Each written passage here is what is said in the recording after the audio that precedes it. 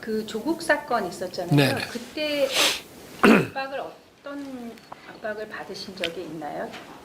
그러니까 압박을 이게 이제 검찰총장이나 검사장이 좀 물른 사람이면 이렇게 하라고 그럽니다. 그건 더 수사하지 마라. 이건 여기서 덮어라. 그런 식으로 오는 경우가 이제 있을 텐데 뭐 그런 게 안 통할 것 같은 사람들한테는 그 도저히 받아들일 수 없는 그런 제도를 막 이제 만들어 나가려고 하고 인사를 해가지고 그 사람 주변에 있는 사람을 막 쫙 날리고 그래서 손발을 이렇게 잘라가거나 그런 식으로 이제 하고. 근데 조국 사태 때는 참 어이없는 일들이죠. 뭐냐면은 대검하고 서울지검 앞에 뭐 수만 명, 뭐 얼마나 되는 인원인지 모르겠는데 하여튼 소위 말하는 특정 그 민주당과 연계된 사람들을 다 모아가지고 거의 뭐 검찰을 상대로 협박을 했습니다. 근데 이거는 자유민주주의 사회에서 있을 수 없는 일이거든요. 어떤 정권도 이런 적이 없었습니다. 그러니까 완전히 무법천지죠. 과거 같으면은 다 사법 처리될 일들입니다. 근데 정말 이 정권이 든든하게 뒷배가 돼줘서 그런지 쥐들 마음대로 해요. 그러니까 그냥 모든 게 다 무너진 겁니다. 내 편이면 다 오케이고 이번에도 보십시오. 저 공수처가 언론인 뭐 정치인 해서 지금 드러난 것만 각각 수십 명씩 이 통신 사찰을 했지 않습니까? 이거는 과거 같으면은 뭐 공수처장이 물러날 정도가 아니고 이건 뭐 보통 일이 아니었습니다. 자기들이 야당일 때는 더 했고요. 그런데 뭐 아주 천연덕스럽지 않습니까? 공수처가 도대체 얼마나 강한 기관이길래 저렇게 마음대로 합니까? 저 정권이 뒷받침이 돼주고 뒤에서 하라고 그러거나 잘했다 하지 않으면 할 수 없는 짓들입니다. 저 보십시오. 제가 검찰총장을 하고 있는데 자기들 마음에 들지 않는 수사를 했다고 인사를 막 학살 인사를 해버리고 검찰청 앞에 수만 명씩 와서 저렇게 폭력성 시위를 하고 말이에요. 그 배후에 이런 강력한 권력이 없으면은 못하는 겁니다. 이게. 또 후반부로 가시면서 이제 계속 인사부터 시작해서 네. 굉장히 많은 압박이 있었는데 안 두려우셨어요? 저는 이상하게 그런 게 없어요. 그래서 여기는 정말 내가 맞서서 싸워줘야지 내가 그냥 여기서 슬슬 물러나서는 안 되겠구나. 이제 그런 생각이 더 들었죠. 그러면 그럴수록 더욱더 제가 일을 할 수 없게끔. 원래 그 대검 간부는 누가 뭐래도 총장이 지명합니다. 근데 아예 그걸 싹 바꿔가지고 아주 친여. 그러니까 어떤 사람들을 주로 갖다 놓냐면 제가 법무부나 저 청와대랑 같이 논의해서 인사를 하게 되면 그 승진이라든가 좋은 자리 보내는 거는 좀 아니다라고 할 만한 사람들 있죠. 그 사람들 딱 골라서 보냅니다.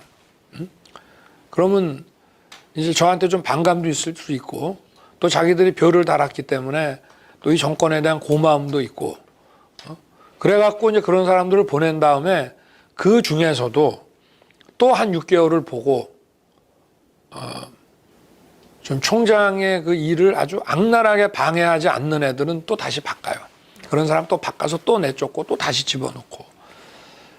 그러니까 이 회의를 하면은 그 내용이 바로 법무부 청와대로 다 보고가 됩니다. 그래서 터놓고 하는 회의를 못하고 제가 뭐 이를테면 국정감사 준비 같은 것도 그냥 안 했습니다. 뭐 자료 같은 거는 원래 놓고 아주 늦게까지 토론도 하고 해야 되는데 어떤 문제에 대해서 제가 어떤 스탠스로 답변을 할지를 같이 논의를 하면 그게 바로 민주당으로 다 넘어가서 다음날 그렇게 나올까 봐 6시에 퇴근했습니다. 그랬더니 작년 국정감사 때 자기들은 밤 12시까지 했는데 우리 총장님은 일찍 퇴근하셨다 하대요. 라면서 비아냥거리는 여당 의원들이 있더라고요. 그래서 제가 그 말은 안 했습니다만은 그 준비를 하면 그 내용이 다 새나갈 것이 거의 확실시 되는 그런 상황으로 저는 봤기 때문에 그런 걸 할 수가 없었어요.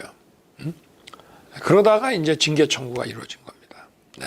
처음에 그 문재인 대통령이 이제 집권을 시작을 할 때 제일 네. 크게 사회적으로 말씀하셨던 것 중에 하나가 적폐 세력 척결이거든요. 그래서 검찰 적폐를 척결하겠다. 이것도 네. 하나의 아젠다였단 네. 말이에요.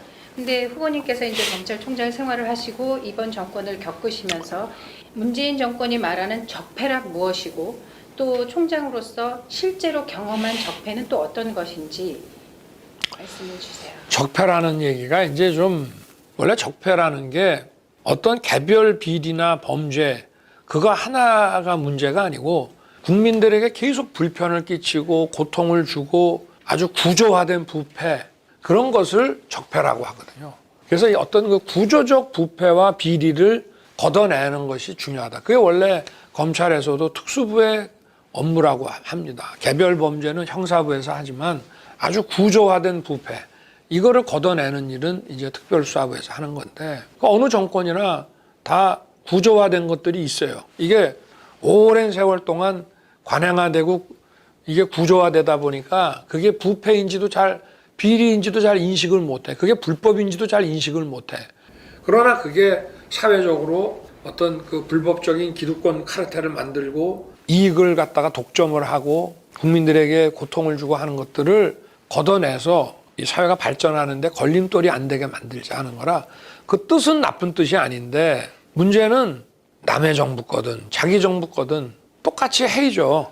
그리고 대통령은 자기 정부의 비리라 하더라도 그거를 제대로 걷어내서 처리할 수 있는 그 시스템을 관리할 책임은 있습니다.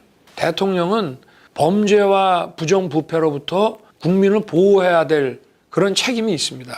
그래서 그런 시스템을 관리해야 돼요. 좋은 사람, 유능한 사람을 그 조직의 관리자와 운영자로 임명을 하고 또 그것이 문제가 생길 때 그거를 적발해낼 수 있는 점검할 수 있는 시스템도 갖추고 이래야 될 책임이 있는 겁니다. 사법은 대통령 거 아니라고 그래서 그냥 넘겨놓으면 끝이 아니에요. 왜 외국 가면 판사 검사가 선출직인 경우도 많이 있잖아요. 선출직이 임명함으로써 국민의 의사가 반영이 되는 것이고 그럴 책임이 대통령한테 있습니다. 그런데 검찰이 사법부가 공수처가 이렇게 망가졌다고 하는 것은 전적으로 대통령 책임이죠.